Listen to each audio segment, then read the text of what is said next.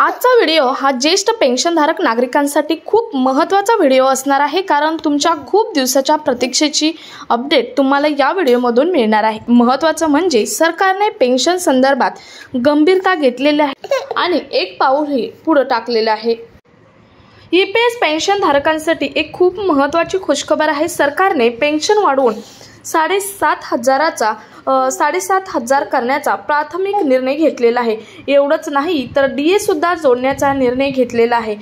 ही एक अशी बातमी आहे की देशभरातील जवळजवळ 71 ते 75 लाख पेन्शनधारकांसाठी खूप महत्त्वाची बातमी आहे। आपण पुढे पाहणारच आहोत नक्की 7,500 रुपये पेन्शन वाढवणार आहेत का, किंवा त्यांना एक महत्त्वाचे 3 लाभ दिले जाणार आहेत। ते लाभ कोणते असणार आहेत याबद्दल काल एक बैठक झाली। माननीय अर्थमंत्री निर्मला सीतारामन यांच्या अध्यक्षतेखाली एक बैठक झाली आणि यामध्ये हा निर्णय घेतला आहे। आणि तो निर्णय कोणता आहे, कोणते 3 लाभ पेन्शन बरोबर द्यायचे हे सुद्धा कालच्या बैठकीमध्ये ठरवण्यात आलेले आहे। याची सर्व माहिती आपण आजच्या व्हिडिओमधून पाहणार आहोत।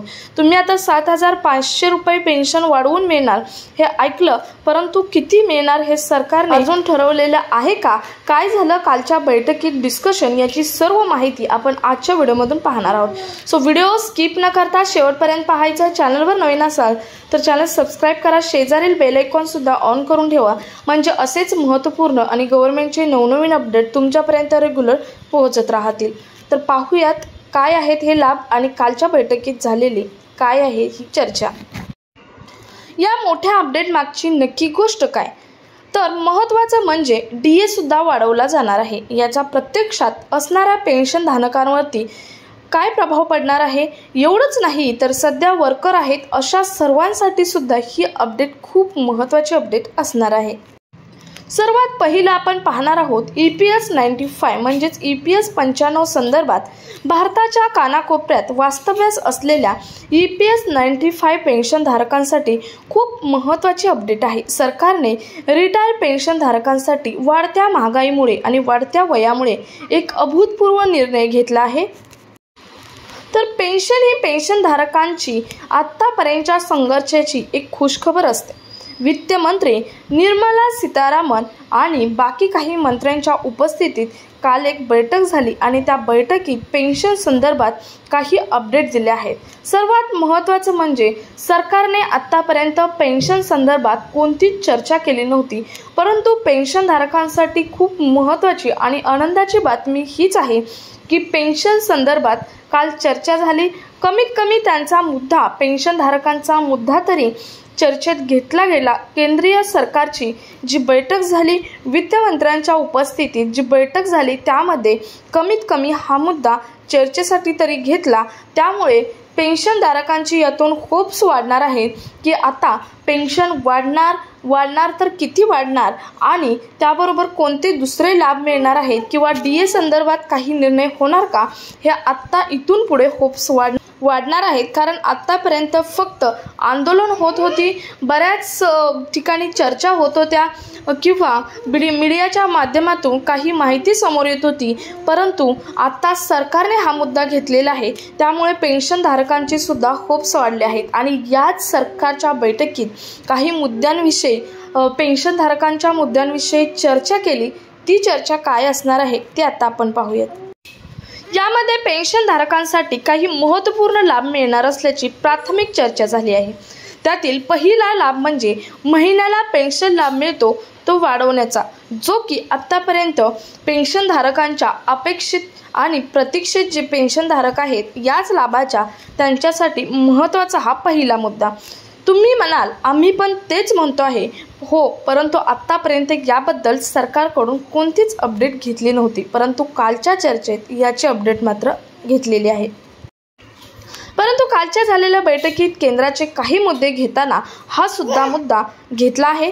तेव्हा अशी माहिती समोर आली आहे की पेन्शन वाढणार आणि आम्ही कर्मचाऱ्यांसाठी पेन्शन देऊ, पण ते किती हे मात्र सांगितलेलं नाही। आता कर्मचाऱ्यांनी 7,500 सांगितले आहे, परंतु यावरती सरकार किती पेन्शन देणार, किती रक्कम वाढवणार याची मात्र पुढच्या बैठकीसाठी कर्मचाऱ्यांना किंवा पेन्शनधारकांना वाट पाहावी लागणार आहे।